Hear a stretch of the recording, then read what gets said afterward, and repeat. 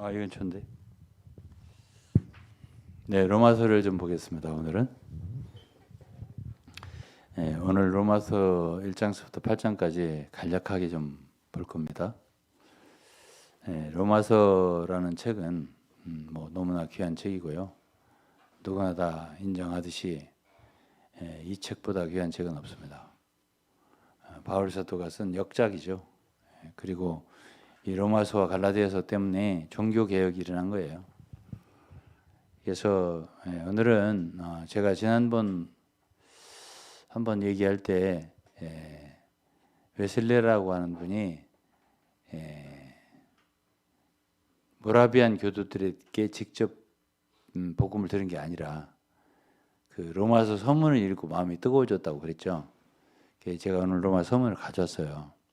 좀 읽어 드릴 텐데. 어쨌든 이 로마서라고 하는 책은 정말 많은 사람에게 영향을 준 책이에요. 루터만이 아니라 웨슬레도 그렇고 어쨌든 종교 개혁자들은 참 이 로마서를 빼놓고는 생각할 수 없는 그런 책이고 또 오늘날까지도 참 많은 사람들에게 또 저에게 유익을 주는 책입니다.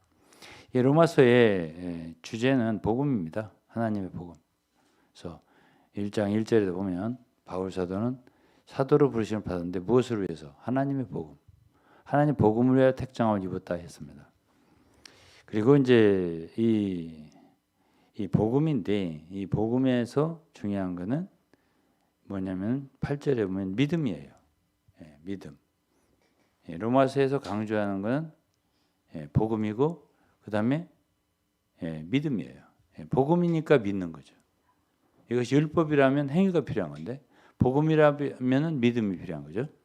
그래서 8절에 보면 첫째는 내가 예수 그리스도로 말미암아 너희 모든 사람을 인하여 내 하나님께 감사함은 너희 믿음이 온 세상에 전파됨이라. 우리가 생각할 때는 복음이 온 세상에 전파됨 이렇게 해야 되잖아요.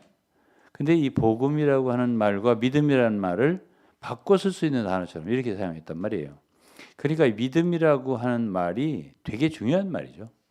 믿음이라고 하는 말이. 너희 믿음이 온 세상에 전파됨이라. 이 좀 기이하지 않아요? 기이하게 생각이 돼요, 저는. 그러니까 성경의 한 구절도 거저 넘어갈 수 있는 건 없다 이렇게 생각을 합니다. 그러면서 16절에 보면 16절에 내가 복음을 부끄러워하지 아니하노니 이 복음은 모든 믿는 자에게 구원을 주시는 하나님의 능력이 됨이라 그랬어요. 그러니까 복음은 능력이 있다 그랬어요. 복음에는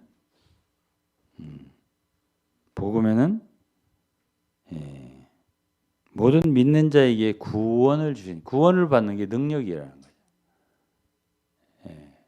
지식을 깨닫는 것은 능력이 없어도 깨달을 수 있죠. 알아들을 수 있죠. 그런데 복음은 그 속에 능력이 있다는 거예요. 이런 얘기죠. 그래서 우리가 구원받는 것이 그냥 어떤 지식으로 알아듣고 깨닫는 게 아니고 성령의 능력으로 우리가 구원을 받는다는 뜻이 들어있어요. 능력. 그렇죠?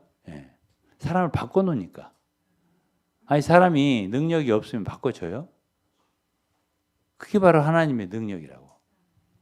그래서 나는 복음을 부끄러워하지 않는다. 왜? 이 복음은 모든 믿는 자에게 구원을 주시는 하나님의 능력이라 그랬어요. 유대인이냐? 아니요. 헬라인에게도 이랬습니다.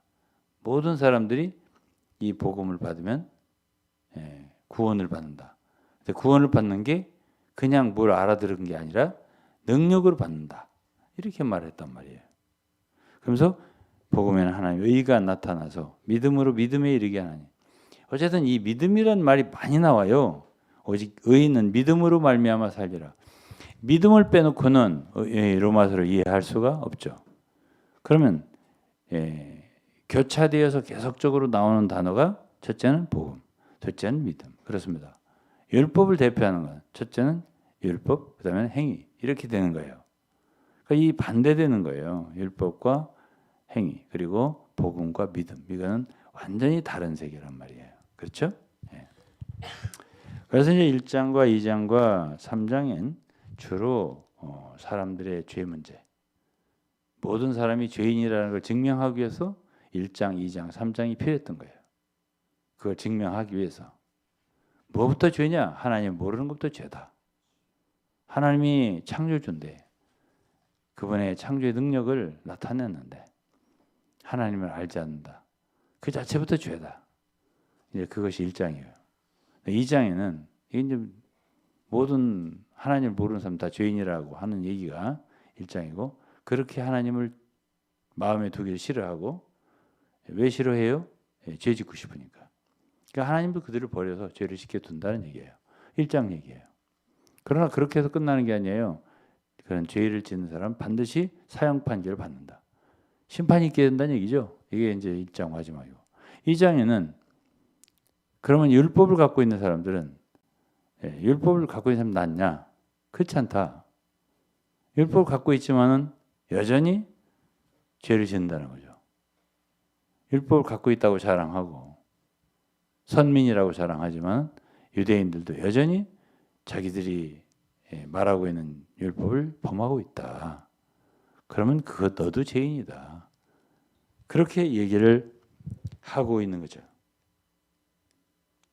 그것이 12절에 율법 없이 범죄한 자. 율법을 몰라. 근데 범죄를 했어. 율법 없이 망하고.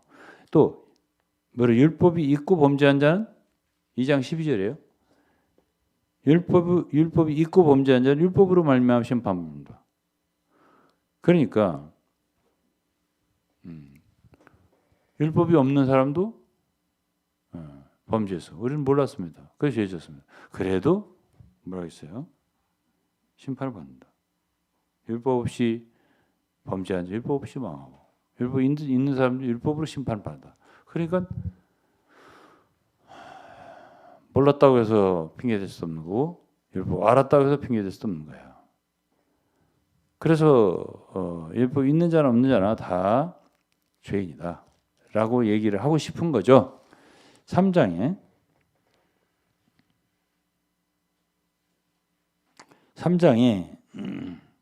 9절에 그랬네요. 우리는 나으뇨? 결코 아니라. 우리가 누구예요? 바울을 포함한 유대인이죠. 결코 아니다. 유대인이나 헬라인이나 다 죄 아래 있다. 이랬습니다. 다 죄 아래 있다. 그랬어요. 그래서 10절에 의인 없나니 하나도 없다. 그랬습니다. 그러니까 이 세상에 의인 없다는 얘기죠. 다 죄인이라는 얘기예요. 그래서 율법이라고 하는 것은 19절에 율법이 말하는 건 뭐예요? 율법 아래 있는 자들에게 말하는 건데 모든 입을 막고 온 세상을 하나님 심판을 있게 한다. 이랬어요. 그리고 20절에 율법의 행위로는 절대로 의롭다함을 얻을 자가 없다. 이랬습니다. 얻을 육체가 없다. 그냥 율법의 기능이라는 건 죄를 깨닫게 하는 것뿐이다 라고 했습니다. 그러나 율법 외에 21절에 복음이죠. 이제 21절부터는 복음이에요. 20절까지는 다 죄인이라는 얘기예요. 다. 이러거나 저러거나 다 죄인이다. 인간은. 그 23절에 그랬잖아요. 모든 사람이 죄를 범했다고. 모든 사람 다 죄인이라는 얘기예요. 큰 죄를 졌거나 작은 죄를 졌거나. 자기가 죄인이라고 느끼거나 느끼지 않거나 다 죄인이라는 얘기예요. 그런데 20절에는 율법, 21절에는 율법 위에 이 율법 말고 율법의 노선이 있다면 율법의 노선 말고 하나님의 한 의가 나타났으니 그래서요. 율법과 선지자들에게 증거를 받은 것이라. 즉 다시 말해 율법과 선지자는 구약이에요. 그러니까 율법이 말한 것도 사실은 그 깊은 본 뜻을 파고 들어가 보면 율법을 지키라고 하는 게 아니라 율법의 행위로 의롭다함을 받으라고 한 것이 아니라 사실은 율법도 깊이 파고 들어가 보면 하나님의 의를 말하는 거다. 복음을 말하는 거다라는 뜻이에요. 율법도.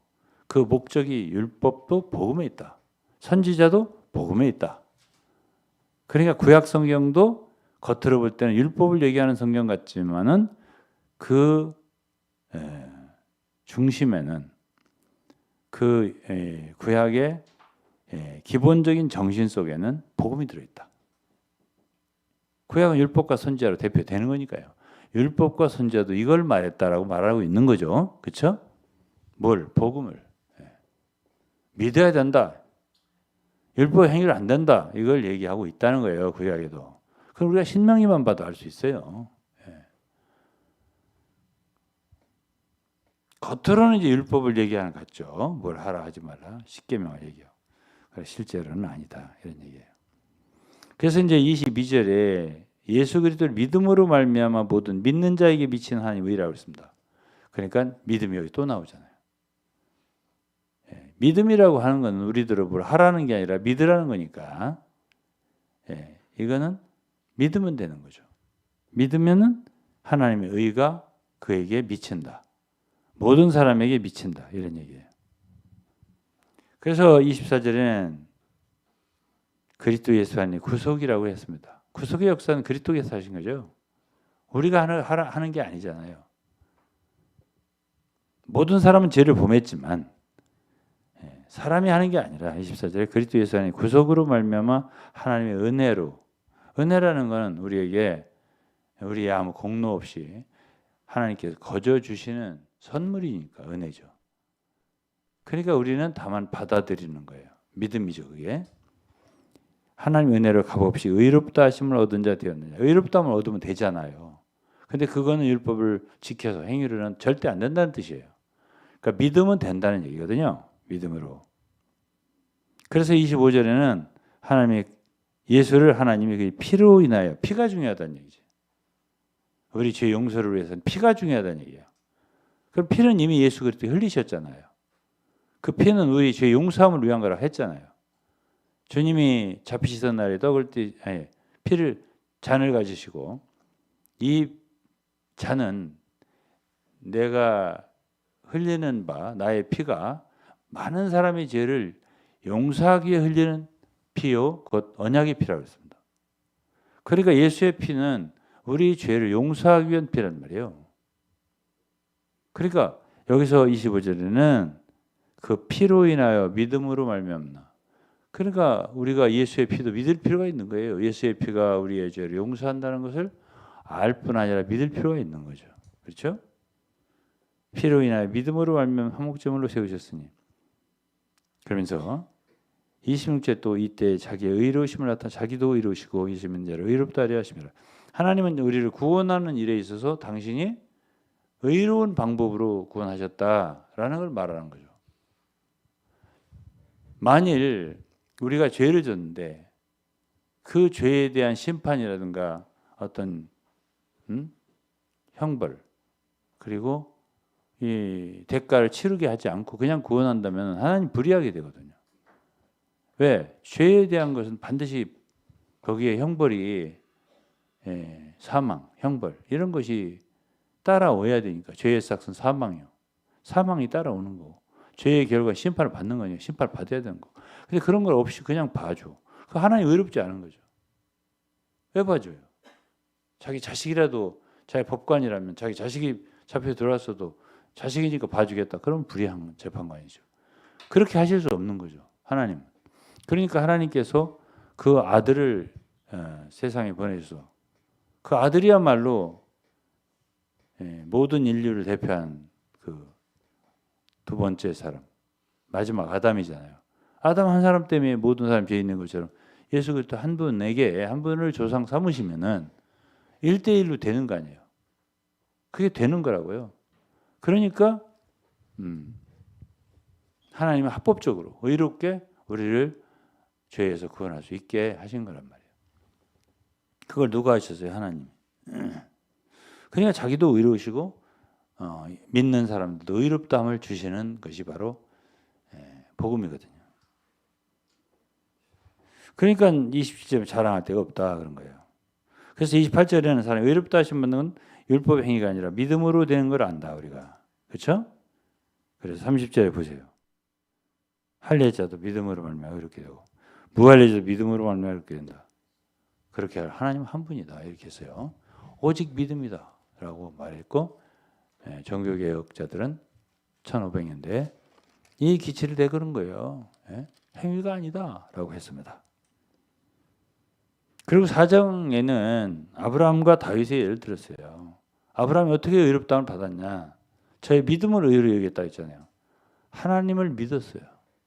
아브라함이 하나님 말씀을 믿은 거죠. 명년 이맘때 네게 아들이 있으리라.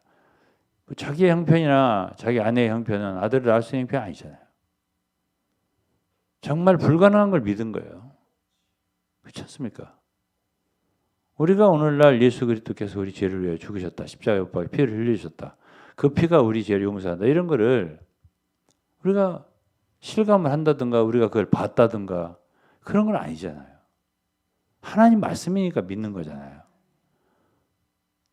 근데 그 믿음을 하나님 의로 여기시겠다 했잖아요. 이게 이제 4장 얘기고요. 5장도 1절부터 이제 쭉 보면은 11절까지 이제 우리가 믿음으로 의롭다 하심을 받게 되고 믿음으로 의롭게 된 자들은 어디에 들었다고? 은혜 안에 들었다고. 은혜 안에 들었다고 했습니다. 그래서 이제 믿음이라는 말과 또 하나 중요한 말이 은혜라고 하는 말이에요. 자, 우리가 믿었어요. 그럼 의롭다면 받는 거고, 그리고 하나님과의 원수 관계가 해결되니까 화목제물이라는 게 뭐예요? 우리와 하나님과 원수가 됐었는데 화목제물을 드려서 하나님과 우리가 화목됐다는 뜻 아니에요. 그러니까 1절에 보면 화평을 하나님과 더불어 화평을 누릴 수 있게 됐다. 이런 얘기 아니겠습니까? 그러면서 2절에 보면 우리가 믿음으로서 은혜에 들어감을 얻었다. 그러니까 우리는 은혜 아래에 있는 거예요, 지금. 그럼 이런 모든 게 우리가 하나도 생각한 것이거나 느낀 거거나 우리가 획득한 거거나 이런 건 아니잖아요. 말씀에 기록된 것이. 그럼 이렇게 되어 있다는 우리는 어떻게 하라는 얘기야? 믿으라는 얘기죠. 아이고 별 은혜가 안 느껴지는데요. 그런 얘기 하지 말아요. 그 여기에 은혜 안에 들어왔어? 그러면 은혜 안에 들어온 거이고, 은혜 안에 아직 못 들어왔다. 그러면 못 들은 거고. 말씀이 중요한 거다 그 말이에요. 제 얘기는. 그 어떤 사람 은혜를 못 누린다. 자, 은혜가 없는 것 같다. 은혜가 없다는 얘기는 이 로마서 5장 3절 로마서 3장 2절을 안 믿는 거지. 그렇잖아. 은혜에 들어가면 얻었다는데 안 들어갔다는데. 그렇죠? 그래서 이제 이 은혜를 가졌으면 환난 중에도 기뻐한다. 어려워? 기뻐하라. 왜? 은혜가 있는 사람들은 환난 중에도 연단을 이루게 하고 인내를 하게 되는데 환난 인내는 연단을, 그렇죠? 연단은 소망을 이룬다 이랬습니다. 우리에게 주신 성령 때문에 우리가 믿잖아요. 그럼 성령은 따라와요. 이렇게 됩니다. 그래서 이제 이 5장에는 그렇죠? 5장에는 우리가 예수 그리스도의 그 죽으심으로 10절에 보면 하나님으로도 화목되었다. 이 화목되는 걸 굉장히 중요하게 얘기해요. 오늘 어떤 사람들은 죄 용서를 받아서 주님 앞에 당당히 의인이 되고 나갈 수 있다. 이걸 중요시하는데 로마서 5장에는 하나님과 화목됐기 때문에 하나님과 화평을 누린다. 이 말을 많이 했어요. 예. 그게 특이한 거예요. 우리가 생각하고 많이 다른 거예요. 그리고 하나님 말씀 속에는 하나님과 관계성을 중요시하지. 화평케 됐다. 화목을 누리자. 근데 화목을 누리게 할 뿐 아니라 화목을 누릴 게 아니라 화목된 자로서는 10절에 보면 더욱 그의 살으심을 인하여 구원한다. 생명이에요. 살으심이라고 하는. 예, 우리가 예수님의 죽음을 통해서 피를 통해서 의롭다함을 얻고 그렇죠? 예, 하나님과 화목이 돼서 화목된 자는 더욱 생명으로 구원을 얻는다. 이렇게 말씀하셨단 말이에요. 이제 생명의 구원에 대해 좀 얘기를 해야 되겠죠? 그렇죠? 예. 그래서 이제 적어도 이제 1, 2, 3, 4, 5장을 알면서 우리가 뭘 알 수 있냐면 간단하게 말하면 1장은 2장은 3장은 우리가 죄인이라는 거. 너나 할 것 없이. 그다음에 3장 20절부터는 뭘 얘기해? 우리가 율법의 행위가 아니라 이 하나님의 말씀, 그 복음, 하나님의 의가 나타났다 했잖아요. 하나님의 의를 얻으면 되잖아요. 근데 그걸 우리가 행위로 얻을 수 있는 게 아니라 믿음으로 얻는다라는 걸 말하고, 어떻게 해서 얻느냐? 바로 그리스도의 구속으로 말미암은 거고 그 피로 말미암은 거다. 그런 얘기를 3장에서 하고 있어요. 그러니까 우리는 이것을 어떤 대가를 지불하고 노력을 해서가 아니라 값없이 얻었다. 은혜로 얻었다. 그 은혜로 우리는 이 모든 걸 얻은 거예요. 그래서 이제 믿음으로 이렇게 얻은 자들의 결과 우리가 은혜 안에 들어가게 되었다. 은혜 아래 놓여지게 됐다. 이런 말을 하는 거죠. 자, 그러면 6장인데요. 6장에서는 이제 어떤 문제가 있냐면 죄 용서함을 받았잖아요. 여러분들은 다 죄 용서함을 받았다는 확신을 가져야 돼요. 아, 우리 죄는 아무리 많은 죄를 졌어도 예수 그때 십자가의 보혈로 다 눈과 같이 희게 씻어 주셨구나.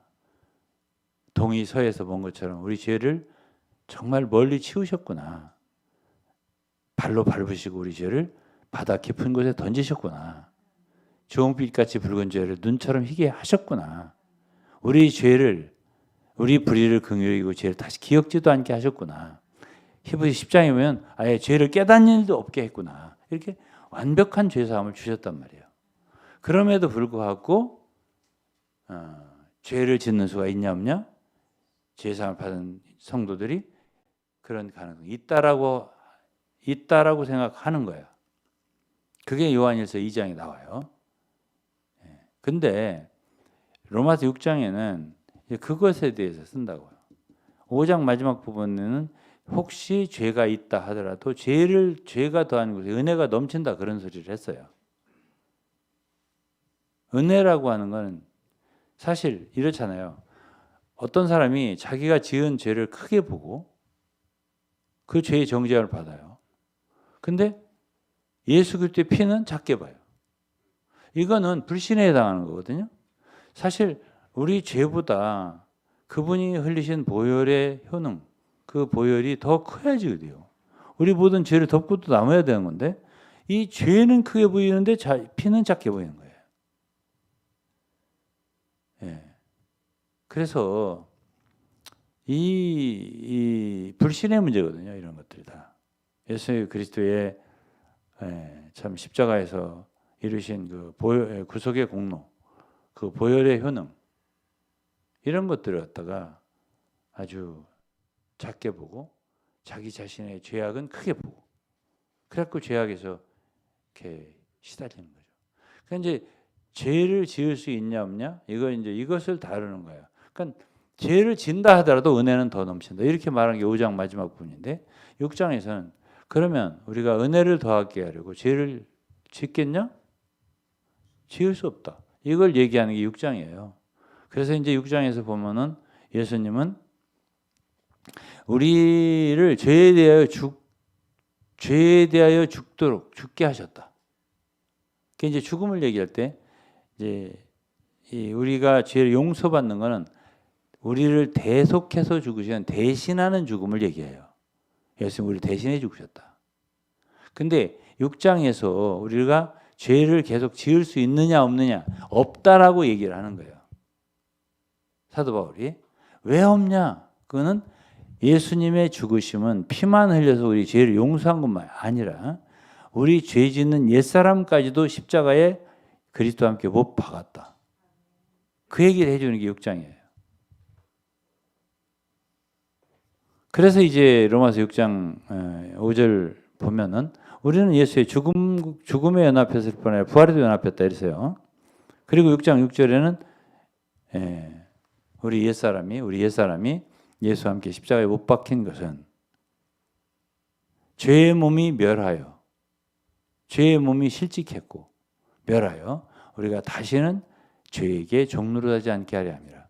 그러니까 우리 옛사람, 죄 짓는 옛사람이 못 박혀 죽었기 때문에 죄에게 종노릇하지 않을 수 있다라고 한 거예요. 이걸 얘기하고 있는 게 6장이에요. 그래서 6장 14절에 보면 죄가 너희를 주관지 못하리니 그랬어요. 그러니까 6장 6절하고 14절은 굉장히 연관이 있어요. 다시는 죄에게 종노릇하지 않는다. 왜? 우리 옛사람이 죽었으니까. 그러면서 이제 6장 14절에는 죄가 너희를 주관하지 못한, 죄가 하나의 주인처럼 돼 있어요. 우리를 부리는. 그러니까 우리는 죄의 종로로 됐다는 얘기예요, 과거에. 근데 이제 죽었기 때문에 죄는 너희를 주관할 수 없는 거예요. 그러면서 너희가 법 아래 있지 않냐고 그랬어요. 10장 14절에. 6장 14절에. 너희가 법 아래 있지 않냐고 은혜 아래 있다. 은혜 아래 있기 때문에 우리는 우리는 더 이상 죄가 우리를 주관할 수 없다. 그러면 한번 생각을 해보세요. 죄가 여러분을 주관할 수 있습니까? 없습니까? 없습니까? 그러나 실제적인 생활 가운데서 우리가 보면은 둘 중에 하나는 거짓말이에요. 이 성경이 거짓말이든지 우리가 거짓말이든지. 아이 죄가 아직도 나를 주관해요. 오늘도 좀 성질이 좀 났는데, 오늘도 나쁜 짓을 했는데 어떻게 죄가 나를 주관하지 않을 수 있다고 말합니까? 근데 성경에는 죄가 너희를 주관할 수 없다고 그랬거든요. 그럼 둘 중에 하나가 사실이에요. 뭐가 사실이겠어요? 내 체험이 사실이에요? 아니면 성경이 사실이에요? 성경 말씀이 사실이에요. 성경 말씀이 진리라죠. 진리죠. 죄가 너희를 주관할 수 없다면 없는 거예요. 그럼 이것이 다 뭐가 필요한 것이야? 이게 복음인데 이게 믿음이 필요한 거예요. 아, 죄가 나를 주관할 수 없네. 이렇게. 아, 내가 법 아래 있지 않네. 왜? 이제 이 법 아래 있지 않다는 얘기를 쓴 게 6, 7장이에요. 왜? 우리가 죽은 거는 죄에 대하여 죄를 짓지 않도록 옛사람이 죽었다. 이게 6장이잖아. 법 아래에서도 죽었다. 율법을 지킬 수 있는 율법이라고 하는 거. 예를 들어서 어떤 종이 주인이 있어갖고 자꾸 뭘 시킨다고 그래봐. 물 좀 떠와, 나무 좀 해와, 뭐 시킨다고 해봐. 근데 살아 있으니까 시키는 거지. 어느 날 종이 죽어버렸네. 물 떠와, 나무 해와. 시킬 사람이 없는 거라. 그러니까 율법이라고 하는 건 하라 하지 말라 이건데, 응? 죽었네. 그러니까 죽었으면은 율법에서 벗어나는 것을 말한다는 것이 7장이에요. 자, 7장을 보죠. 형제들아 1장을 내가 법하는 자들에게 말하노니 율법이 사람이 살 동안만 그를 주관한다. 살 동안만 주관한다 이거야. 율법이 누구를 주관해? 산 사람. 그렇죠? 살아있으니까 이래라 저래라 말을 듣는 거지. 죽어버리면 왜 사람들이 귀찮으니까 죽어버려? 자살하냐? 그거는 더 이상 사람들한테 얽매기 싫으니까. 괴롭힘 당하기 싫으니까. 깜빵에 가서 이래라 저래라 막 괴롭힘 당하기 싫으니까 죽어버리잖아요. 그런 것처럼 죽어버리면 아무 상관이 없는 거예요. 그렇다고 여러분 자살 권유하는 거 아니에요 제가. 여기서 그런 거 아니에요. 이 얘기는. 그 다음에 2절 남편 있는 여인이 그 남편 생전에는 법으로 그에게 매인받으나 남편이 죽어버리면 남편에서 벗어나니라. 또 남편 돌아가시라고 하는 말 아니에요 이거. 이게 이 남편이 아주 까다로운 남편이 있고 속속인 남편이 있는데 죽어버리면 남편에 벗어났다. 이건 뭐 원칙을 얘기하는 거지. 괴롭힌 남편 돌아가시라고 하는 말은 아니잖아 내가. 오해하지 말라고. 그 다음에 이제 3절에 그러므로 남편 생전에 다른 남자에게 가면 음부라. 아니 너무 괴롭히니까 딴 남자한테 가요. 네, 그것도 안 된다 그 말이에요. 왜? 그 법으로 매이니까. 그렇잖아? 그냥 남편이 죽어버리면 남편의 법에 벗어난다. 이거 너무나 당연한 얘기라는 거예요. 그렇지 않습니까? 그러면 4절 그러므로 내 형제들 너희도 그리스도의 몸으로 말미암아 율법에 대하여 죽임을 당했다 했습니다. 6장에는 뭐래요? 죄에 대하여 죽었다 했어요. 죄에 대하여. 자, 6장 2절에 보세요. 6장 2절에. 죄에 대하여 죽은 우리가. 그렇잖아요. 6장 2절에. 그러나 7장에는 율법에 대하여 죽임을 당했다 그랬잖아요. 어떻게 죽임을 당해요? 그리스도의 몸으로. 언제? 그리스도께 십자가에 못 박혀 죽으실 때. 우리도 죽었기 때문에 진리는 우리에게 무엇을 말해? 죽었다. 이걸 말하는 거야. 우리가 죽었다. 이게 말하는 거야.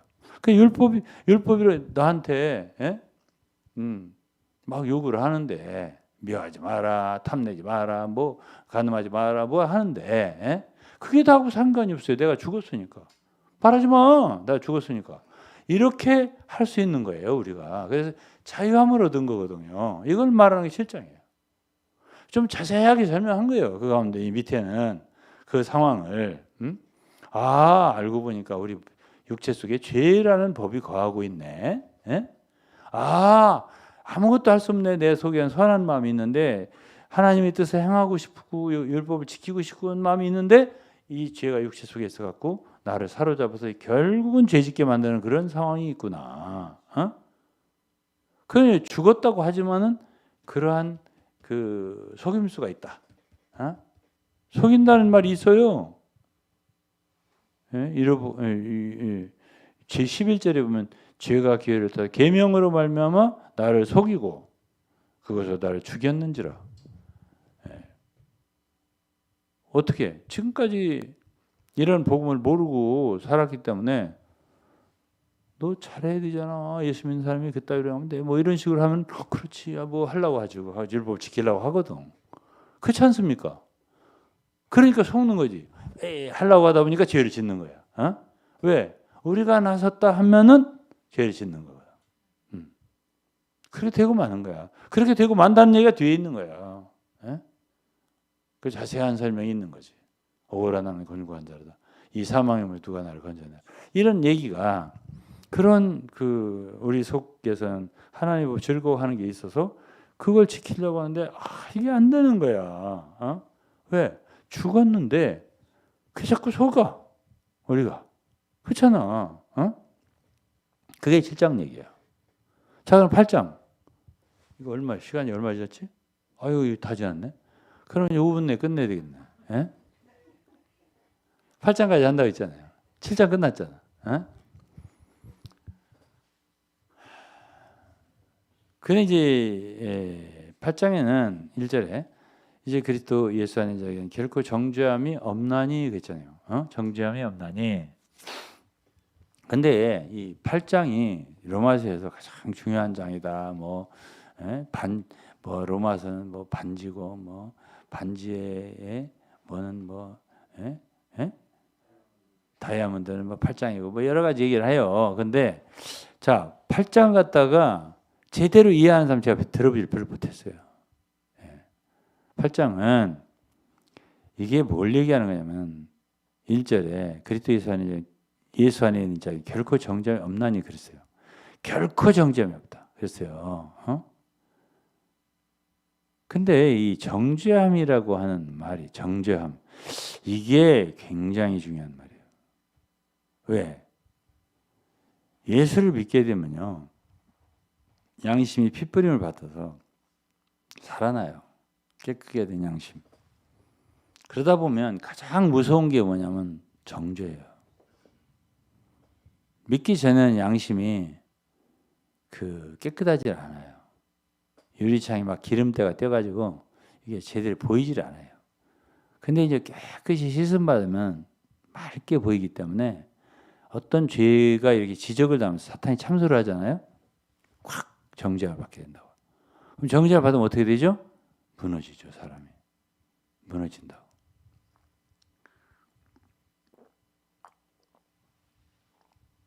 그런 정죄를 받지 않기 위해서 쓴 책이 8장 전반부예요. 그렇게 정죄를 받지 않고 하나님의 성령의 인도를 따라서 잘 생활할 수 있도록 도와주는 말씀이 8장의 전반부의 말씀이에요.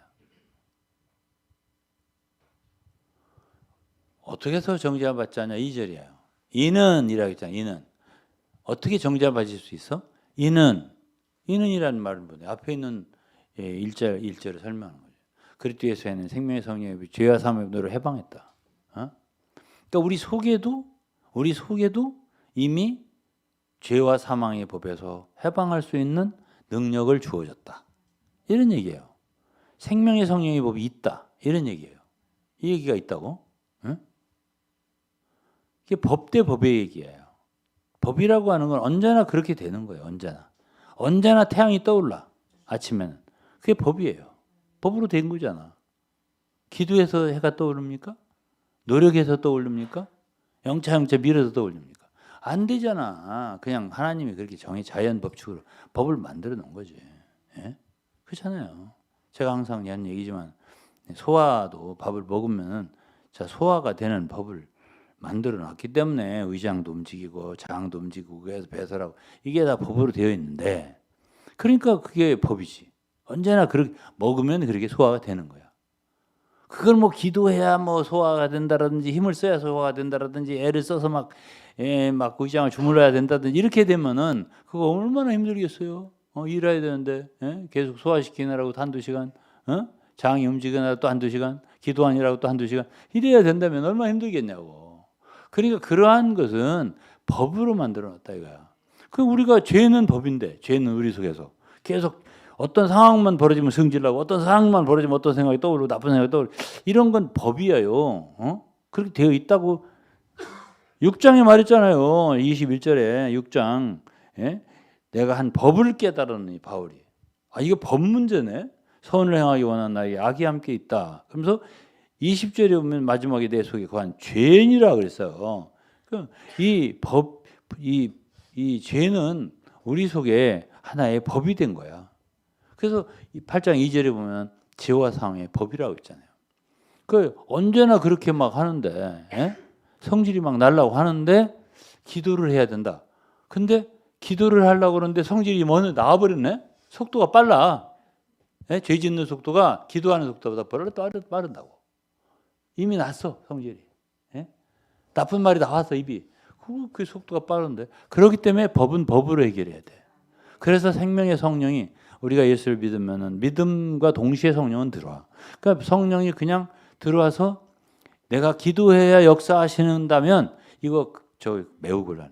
근데 법으로 들어오셔서 언제나 죄가 역사할 때는 성령께서 생명의 성령이 법이 되어서 이 해방을 시키니까 작동을 하시니까 우리는 그냥 믿었으면 된 거거든. 믿으면 성령은 역사하시거든. 죄를 이기거든. 이게 된단 말이에요. 사망도 이기거든.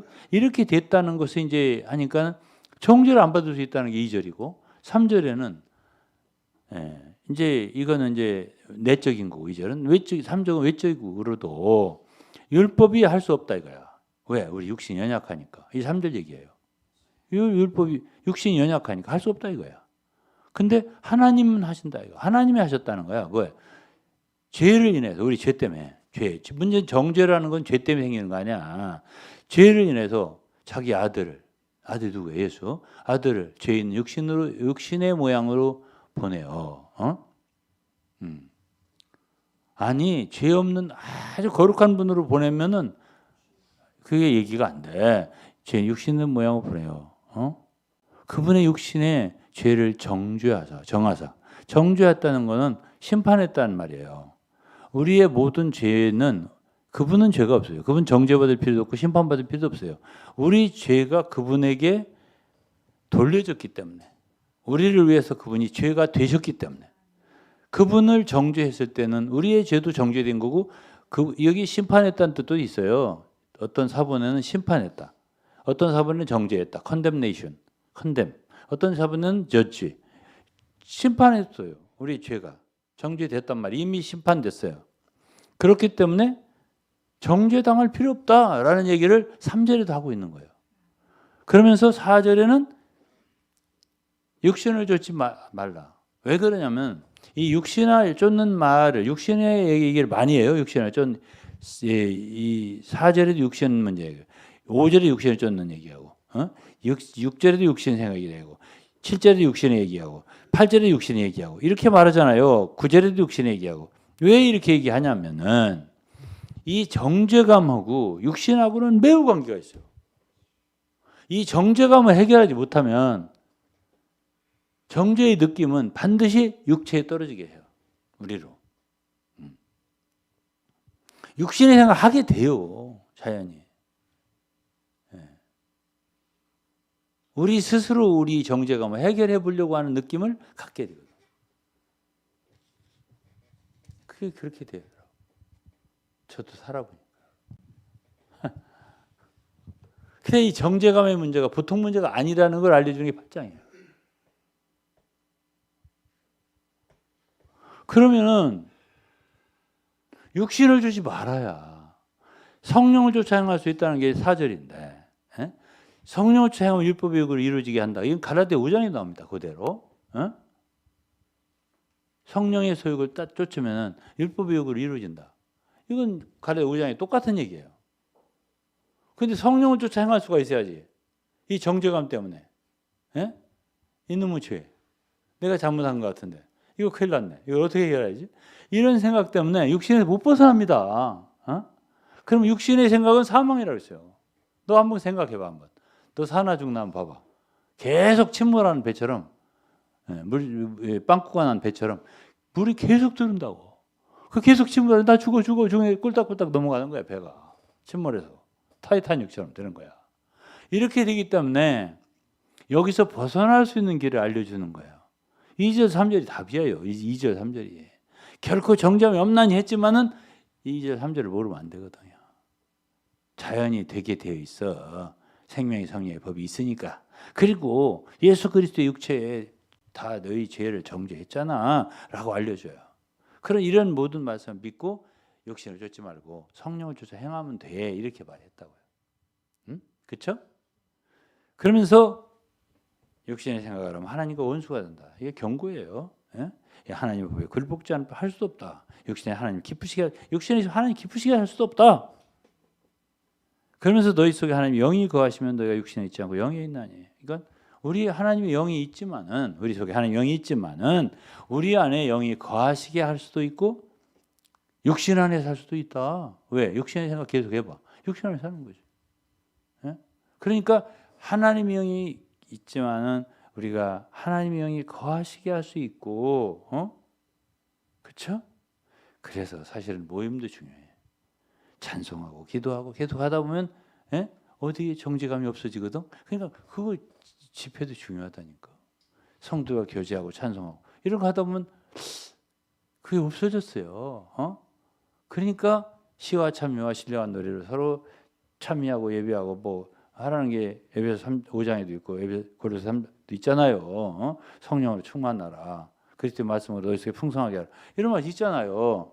그게 이게 유지돼야 되거든. 혼자 가만히 있으면 들어와요, 자꾸만. 이런 쓸데없는 정죄감이. 그러니까 그렇게 주의 영이 하나님의 영이 너희 안에 거하도록 해야 된다는 뜻이에요, 이게. 그러면서 뭐라고 했냐면은 그리스도의 영이 없어 그리스도 사람이 아니다. 그리스도의 아니 영이 있죠. 성령을 받았죠. 구원 받았으면. 갈라디아 성도도 그랬으니까. 갈라디아 성도 처음에 성령을 잘 시작했어요. 근데 육체로 지금 떨어졌거든요. 성령으로 시작하였다 육체로 바치겠냐 이랬잖아요.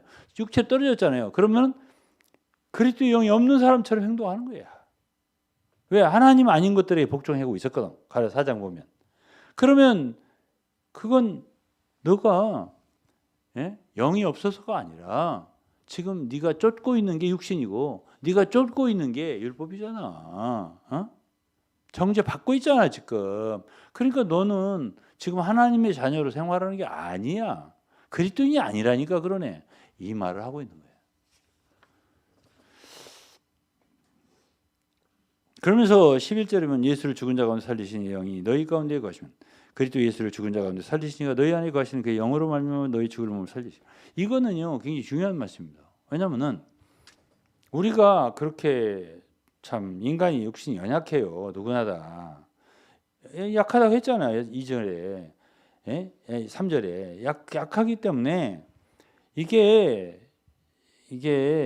내가 그렇게 하고 싶지 않아도 육신의 생각은 사망이요. 사망에 떨어져요. 하다 보면 살다 보면. 근데 우리가 뭘 못 견디냐면 그 사망에 좀 조용히 잠잠하게 기도하면서 기다리는 거 못해요. 막 살아나려고 몸부림을 치고 별수를 다 쓰지 못한다니까. 예수님도 돌아가시자마자 부활한 게 아니잖아. 사흘간이나 계셨죠. 3일 만에. 그렇기 때문에 바울 사도도 자기가 사도된 게에 대해서 갈라디아 1장 말할 때 사람으로 뜻으로 된 것도 아니고 말미암은 것도 아니고 예수 그리스도 죽은 자가 다시 살리신 하나님으로 말미암아 사도된다 이렇게 했거든요. 왜 그 소리를 넣지? 죽고 부활하는 걸 모르면 사도가 안 돼. 그럼 이런 죽음이 우리 가운데 역사할 수 있어. 사망은 내 안에 역사하고. 고린도후서 4장에 바울이 그랬잖아. 내가 예수 죽인 것을 내 몸에 짊어짐. 예수 죽인 것을 내가 짊어진다 그랬어요. 예수 죽인 것은 죽은 것은 말이야. 거기는 고통도 있고 죽음도 있고 죽음의 요소도 있고 막 수치도 있고 별게 다 있는 거야 사실. 솔직히 말하면 그걸 짊어져야 된다는 거 아니야. 그럴 때 예수의 생명이 내 몸에 육체에 나타난다는 거 아니에요. 그래서 사망은 내 안에 역사하고 생명은 너희 안에 하느니라 그랬잖아요. 그러면 사망도 생명만 항상 생명만 있으면 좋지 좋기야. 근데 사망도 너희 것이요 생명도 너희 것이요. 바울이 그랬어요. 고린도 3장에 보면은. 그러면 죽음도 필요한 거야. 때로는 살다 보면. 그러면 죽었어. 근데 죽고 끝난다면 그건 불신자고 성령이 없는 사람인데 이 살아있는 우리 생명체들은 그리스도인의 생명 가진 자들은 이 안에서 스물스물 역사를 하신다니까. 우리가 죽었을 때부터 역사를 해요. 죽은 자를 그리스도를 죽은 자 가운데 살리신 이의 영이 너희 가운데 거하시면 예수를 죽은 자 가운데 살리신 이가 너희 안에 거하시는 그 영으로 말미암아 너희 죽을 몸도 살리시리라. 우리를 살려주신다고. 언제 그랬냐는 듯이 살아나는 거야. 그래서 이제 12절에는 그럼 우리가 빚진 자로도 너희가 육신에게 져서 육신대로 살 것이 아니라 육신대로 살면 반드시 죽을 것이로되. 그러니까 이 구절에는 육신으로 사는 게 얼마나 나쁜가를 계속 말해요. 근데 우리가 꼭 죄를 지어야 육신이 아니에요. 정죄감에 떨어지면 육신이야 그게. 계속 생각하는 거야. 여러분들 한 번도 안 느껴봐서? 나는 엄청 느끼고 지금도 느끼고 있는데. 어려워 벗어나기가. 그러면서 이제 14절에 하나님 영으로 인도함을 받는 그들이 하나님의 아들이라는 거야.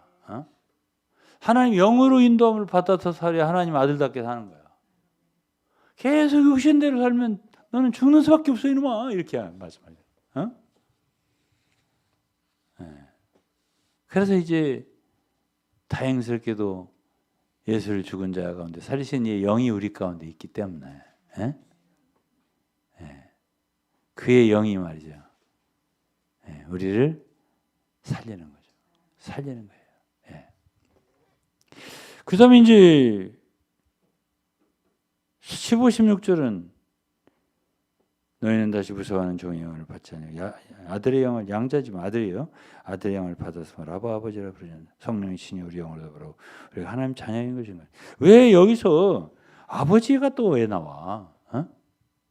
아버지가 왜 나오지? 이게 말이죠. 근본적으로 이 정죄함에서 해결받으려면 아버지가 필요하더라고요. 왜냐하면 이게 아바 아버지라고 하잖아요. 여기에 아바 아버지라는 건 친근한 표현이야. 우리에게 주신 영이 아들의 영이라는 거야. 그렇기 때문에 이 모든 문제의 근원은 아버지가 괜찮다면 괜찮은 거거든.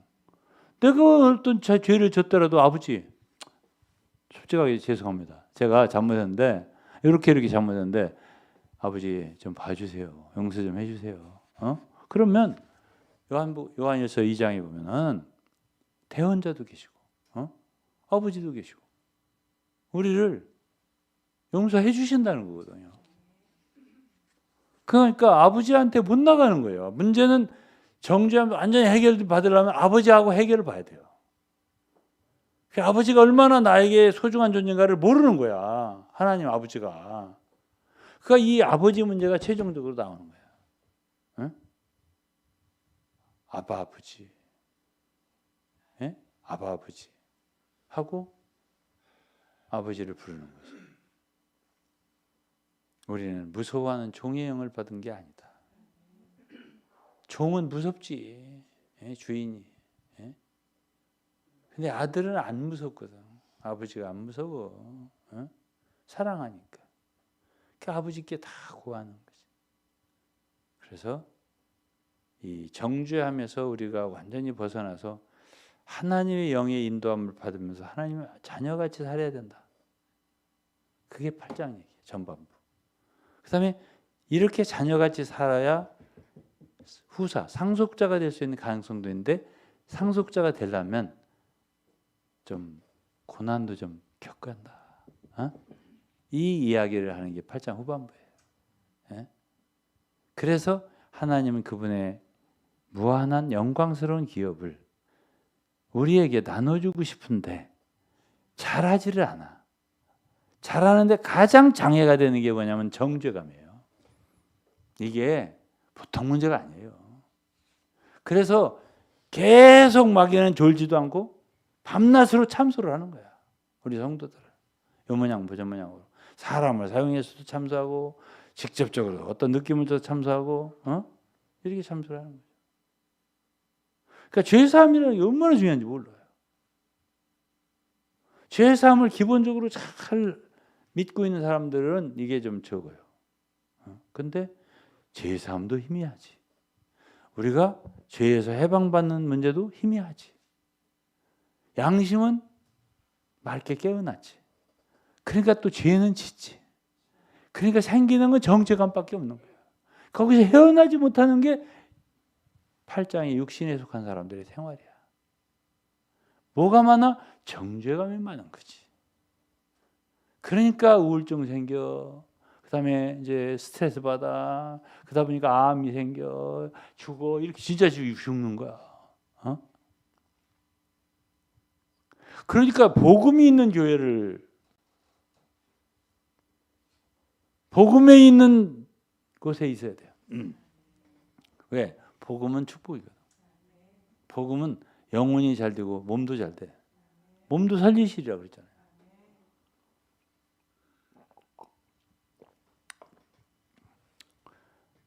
그래서 이제 고난을 받고 힘들죠. 왜? 후사가 되려니까. 그런다 보니까는 이제 우리를 끝까지 그 고난을 받으면서도 주님과의 관계를 놓지 않고 가려니까 뭐를 알아야 되냐? 사랑을 알아야 돼요. 아들을 아끼지 않고 우리에게 주셨다. 무언들 안 주시겠냐? 무엇이 그분의 사랑에서 우리를 끊겠냐?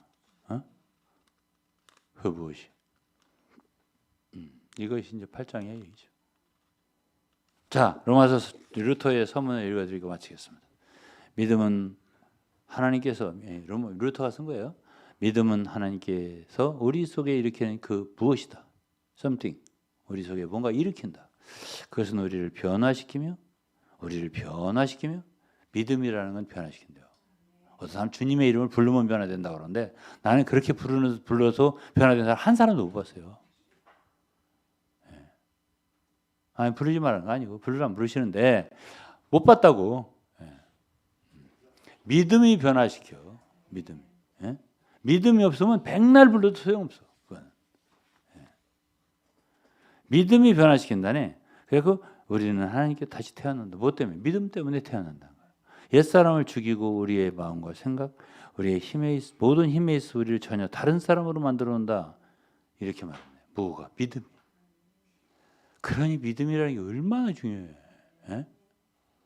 곧 믿음은 성령이 돈받는다. 이런 소리예요. 가라데 3장 2절 5절. 너희가 성령을 받은 거는 율법 행위로냐 듣고 믿음으로냐. 이 얘기를 하는 거예요. 너희 가운데 능력을 주시고 그 가운데 능력을 행하시는 일이 율법 행위냐 듣고 믿음이냐. 믿음이라는 얘기 아니야. 믿으면 성령이 동반된다. 성령이 여기서 한다. 믿으면 이게 복음의 능력이 있다고 했잖아요. 그거는 옛사람을 죽인다는 거죠. 우리를 변화시킨다는 거죠.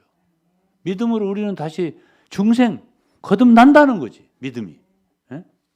이 얘기를 루터가 했네요. 믿음에 이르게 되면 그것이 얼마나 생생하고 창조적이고 적극적이고 강력한지. 왜 사람들이 다 죽어 있어요? 흐느적거리고. 왜 그래?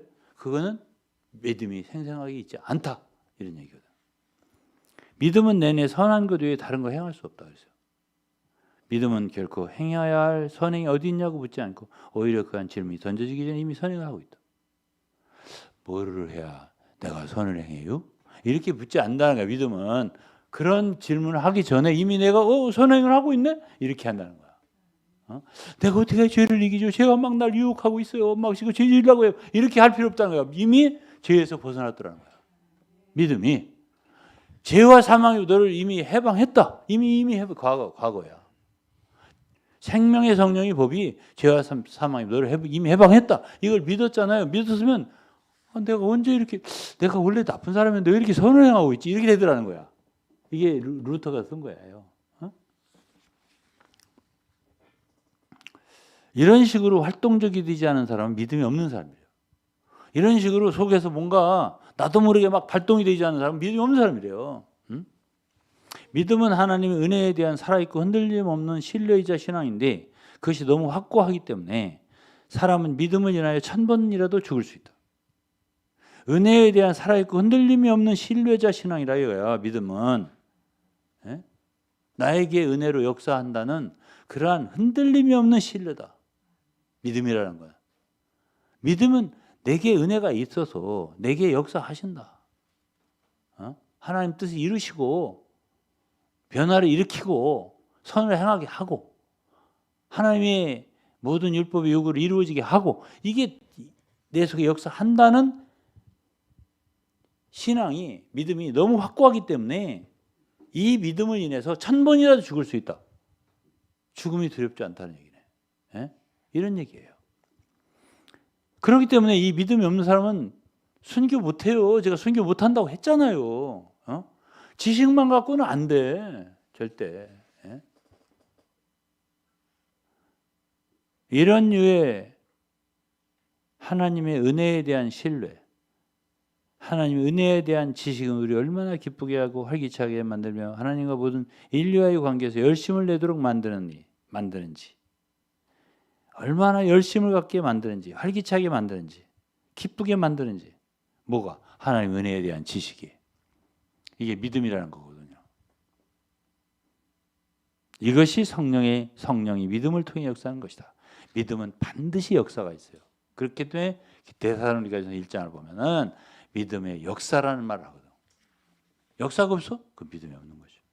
그러므로 믿음의 사람은 무엇인지 내몰려서가 아니라 강요당해서가 아니라 너 해야 돼, 봉사해야 돼, 충성을 해야 돼, 뭐 이런 식으로 해서가 아니라 내몰려서가 아니라 자발적으로 기쁘게 모든 사람에게 선행을 하며 모든 사람을 섬기며 자기에게 그런 은혜를 보여주신 하나님의 사랑과 영광을 위하여 온갖 종류의 공경을 겪을 수 있다. 온갖 종류의 곤경이라도 마다하지 않고 겪을 수 있다. 실제로 불에서 빛과 열을 분리하는 것이 불가능한 것처럼 믿음에서 행위를 분리하는 건 불가능하다. 믿음이 있어 행위가 나온다. 그러니까 어떤 사람들이 루터가 야고보서를 지푸라기 서신이라고 했다고 하지만 이게 이 루터의 이 로마서 서문이잖아요. 행위를 무시하지 않았다고요.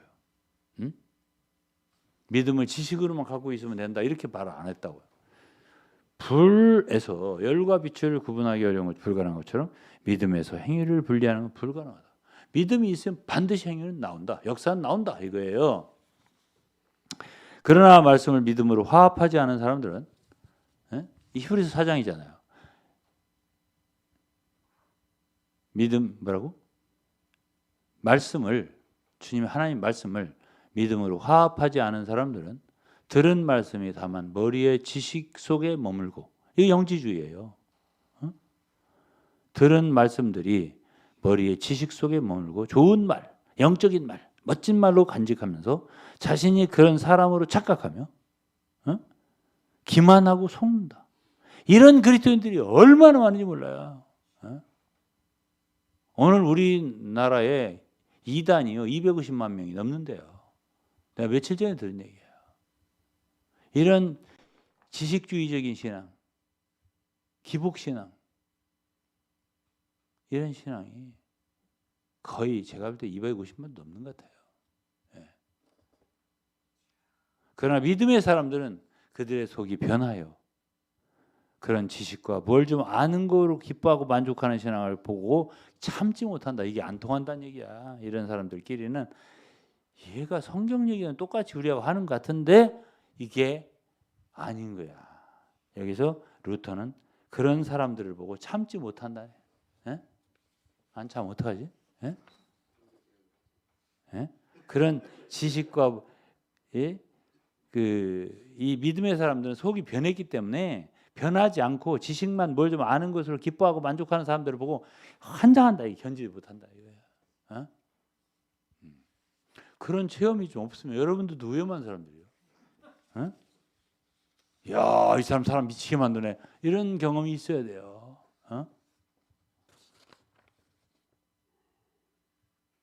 그러한 사람들은 머릿속에 있는 지식대로 행하지 않는다. 그 사람 머릿속에 있는 지식대로 행하지 않는다는데 행할 수가 없어요. 지식은 사람에게 믿음의 어떤 능력을 주지만 복음의 능력, 그 사람 변화시키는 능력 없어요. 그렇기 때문에 지식대로 행할 수 없죠. 행하지 않는다. 이들이 바로 로마서 2장에 율법을 가진 유대인들과 같다. 딱 끝냈습니다. 오늘은 여기까지 하겠습니다. 기도하겠습니다. 하나님 감사합니다. 오늘은 참 하나님의 귀한 은혜의 말씀, 복음의 말씀 로마서를 보았습니다. 이 말씀을 통해서 많은 분들이 지식에서 깨어나서 믿음으로 돌이키게 도와주시고 산 믿음을 갖도록 축복해 주옵소서. 예수님의 이름으로 기도했습니다. 아멘. 마치겠습니다.